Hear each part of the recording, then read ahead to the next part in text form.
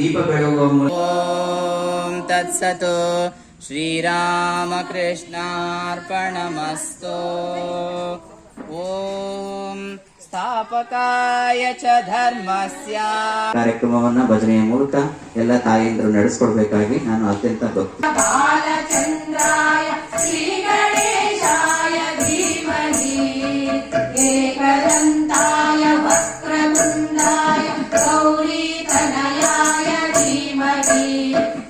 ಜಯ ಜಯ ಶ್ರೀ ವಿವೇಕಾನಂದ ಜಯ ವಿವೇಶ್ವರ ವಿವೇಕ ಭಾಸ್ಕರ ಜಯ ಜಯ ಶ್ರೀ ವಿವೇಕಾನಂದ. ಅಂದರದ ಬಳಿ ಜಗತ ಕಲಿಬಿಡಿ ಚಟ್ಟದೋ ಎಲ್ಲಿ ಕಾಮವು ಸೊಳೆಯದೋ ಎಲ್ಲಿ ಜೀವವು ತಿಳಿಯದೋ.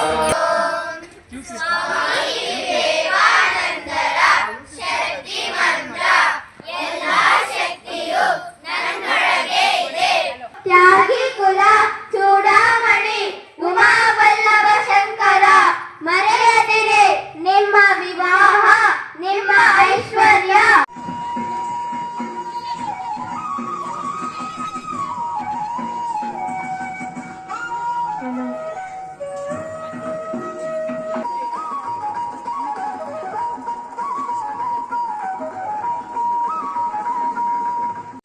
ಆವರಣದಲ್ಲಿ ಆಯೋಜಿಸಿರುವ ವಿಶೇಷ ಸತ್ಸಂಗ ಕಾರ್ಯಕ್ರಮದಲ್ಲಿ ಭಾಗವಹಿಸಿ ಅಗತ್ಯಕ್ಕಿಂತ ಜಾಸ್ತಿಯಾಗಿ ಆಹಾರವನ್ನು ಸೇವನೆ ಮಾಡ್ತಿರ್ತಕ್ಕಂಥದ್ದು ಎಷ್ಟು ಅವಶ್ಯಕತೆನೇ ಇಲ್ಲ.